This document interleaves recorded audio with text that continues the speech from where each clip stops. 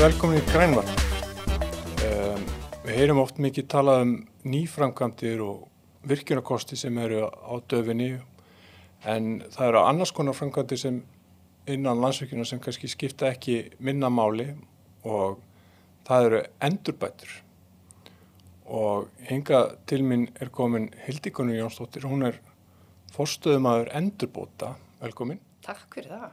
Hún ætlar að segja okkur aðeins frá þessum málaflokki.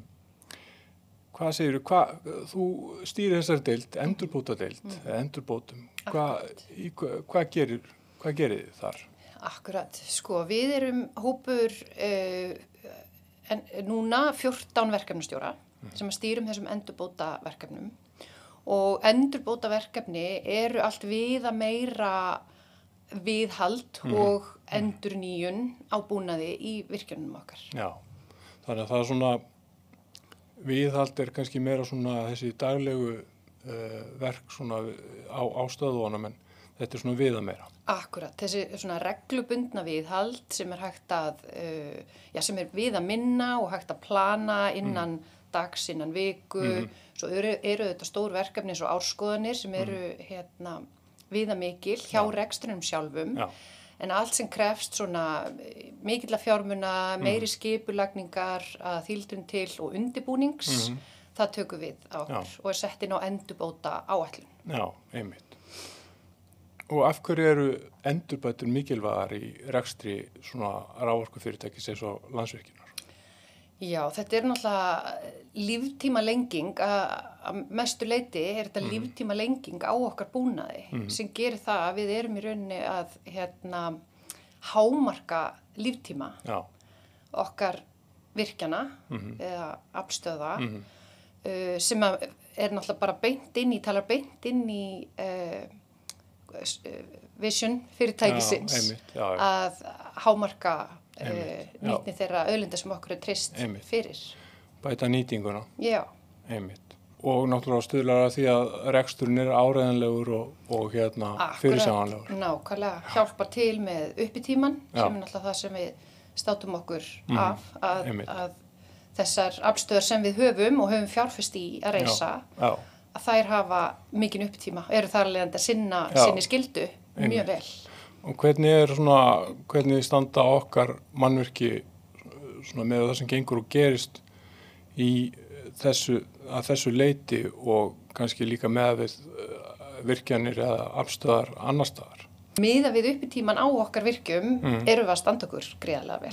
En svona landsamanburð eða heimssamanburð hef ég ekki alveg á reiðum höndum. Einmitt. En þetta eru viðamikil verkefni sem að þið stýrið. Hvert svona umfangið svona í gróflega áætlað bæði í kostnaði, árlegum kostnaði og mannafla? Já, akkurat. Kostnaðurinn hefur verið að aukast, eða það að segja áætlunin hefur verið að hækka talsvert núna undanfarin ár og hefur verið kannski í kringum þessa 2,5 milljarð en var samþykkt núna á nýjustu fjárhagsáætlun tæplega 6 milljarða fjárfesting í endurbótaverkefnum. Þannig að það aukning og það eðlilegt, myndi ég segja, út frá bæði fjölgun aflstöðva undangengin 20-30 ár sem náttúrulega eldast og þarf að fara að endurnýja búnað í, sem og bara allar aflstöðvar okkar eru náttúrulega eldast. Það það sem tíminn gerir. Einmitt. Og í hverju felast verkefnin aðalega? Þetta mjög fjölbreytt. Þetta getur verið frá svona, einfaldari útskiptum á einstaka búnaði, dælu, tjakki, einhverju slíku, yfir í það að vera mjög umfangsmikið, ná yfir heilu svæðin.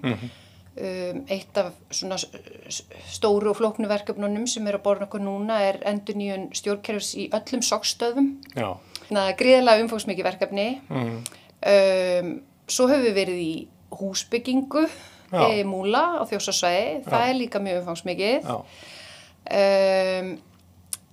Og Já, allt frá stjórnkerfis, uppfærslur, búnaður, húsbyggingar, stíplur, önnur mannvirki, verja mannvirkin okkar og laga, nýlegt dæmi, andlitsliftinga og ljósafórstöð. Þetta bara allt milli himins og jarðar. Þannig að það mjög svona fjölbreytt sérfræðiþekking í raun og veru sem þarf í þessi verkefni. Já, það má segja það, algjörlega. Verkefnastjórarnir eru að jafnaði með svona tækni, verkfræði, tæknifræði, menntun, en sem gríðarlega gott sem svona undirlag að þekkja til, en verkefnastjórarnir standa sjálfsög ekki einir í þessum verkefnum og við njótum gríðarleg stuðnings margs af starfsfólki Landsvirkjunar sem og náttúrulega ytri ráðgjafa og verktaka sem að koma inn með sína sérfræðiþekkingu. Þannig að þetta eru tæknilega flókin verkefni og krefjandi. Þau eru mismunandi eftir vatnsafli og jarðvarma gerir ráð fyrir? Ólíkt eðli? Já, þau eru það. Það er ólíkt umfang einmitt. Þar koma til dæmis inn á borð okkar, eða inn á endurbótaáætlun til dæmis bara borun hóla, bæði uppdælingar eða vinnsluhóla og niðurdælingahóla sem eru fjárfrek verkefni en bara auka afkastagetu og viðhalda afkastagetu jarðvarmavirkjanna. Jarðvarminn flóknari það eru flóknari prósessar má segja, svona innri gas og blöndun og alls konar sem og það eru náttúrulega gösin sem eru þar og tæringin, þetta svona öðruvísi áskoranir heldur en kannski í hreina vatninu sem við sjáum í vatnsaflinu, þó að séu þetta líka áskoranir þar með framburð og sand og annað En það náttúrulega allt annað búnaður, þar eru hljóðdeifar og í jarðvarmanum hljóðdeifar og skiljustöðvar og annað sem við sjáum ekki í vatnsaflinu, þó að séu svona grunnbúnaður eins og spennar eða rafkerfi og stjórnkerfi séu á báðum stöðum. Þannig að það er munur líka. Þannig að þetta eru alveg gríðarlega umfangsmikil verkefni sem fólk svona kannski verður ekki vart við auðvitað, það fær bara rafmagni úr innstungunni og meðal annars þessi gríðarlega vinna þar á bakvið. Akkurat, og það meðal annars vegna þess að það lítið af þessu leyfisskylt sem við erum að gera. Þetta innan okkar stöðva, þetta innan okkar svæða, minni hlutin af þessum verkefnum útivinna sem krefst, eða jarðvinna eða eitthvað slíkt sem krefst framkvæmdaleyfis og byggingaleyfis og slíkt. Þannig að við erum ekki í miklu samskiptum við svona hið opinbera í því og þar leiðandi kannski erum ekki að trufla heldur nágrannan okkar með okkar vinnu. Þetta eru svona stöðvanir á virkjununum sem að valda almennt engri truflun á fólki. Þannig að við vinnum svolítið svona baku tjöldin. En gríðarlega mikilvægt starf samt sem Það eitt stórt verkefni sem hefur verið í gangi og sem við Vatnsfellsstöð. Getur sagt okkur aðeins frá því?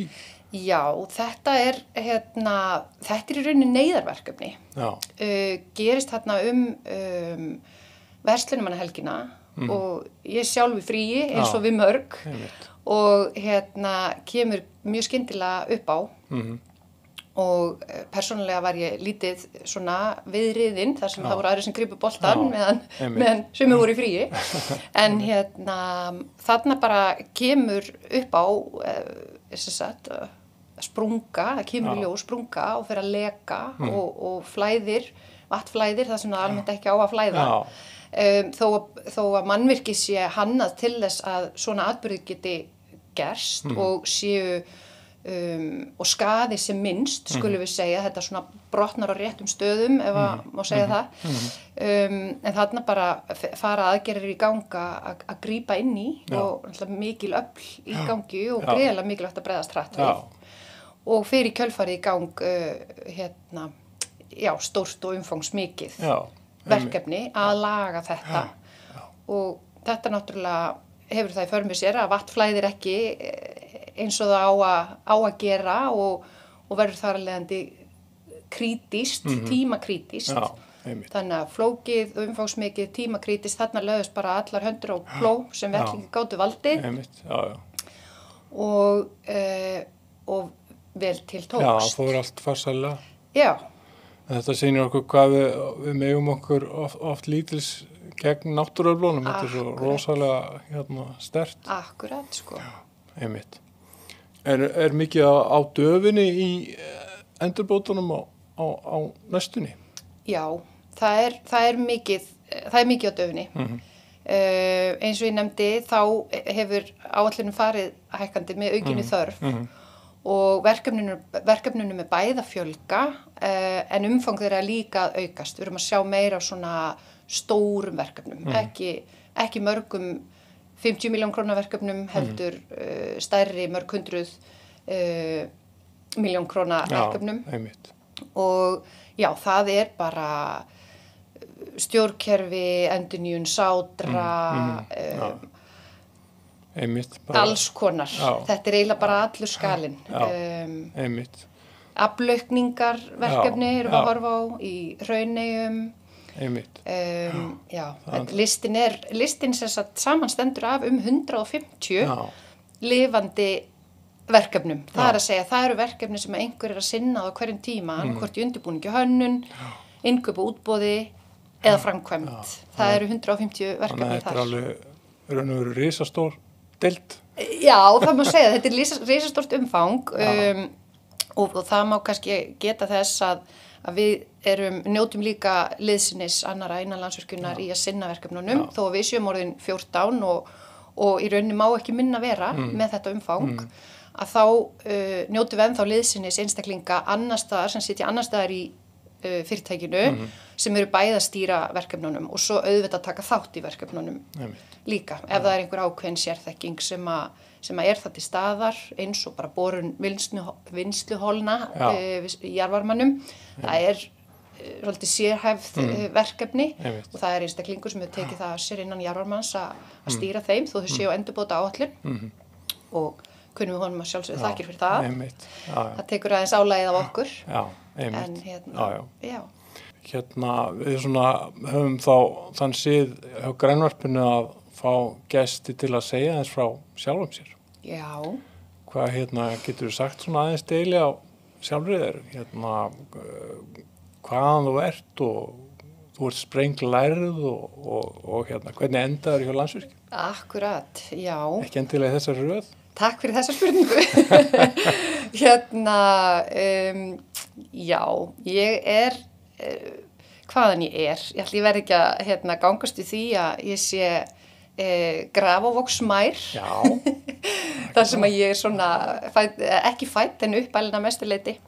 Reykvíkingur þar að segja, þó ég er mjög sterkar taugar austur á Vopnafjörð. Mér langar að taka það fram, því að ég á mjög sterkar taugar þangað. Fjölskyldu og var í sveit og annars slíkt.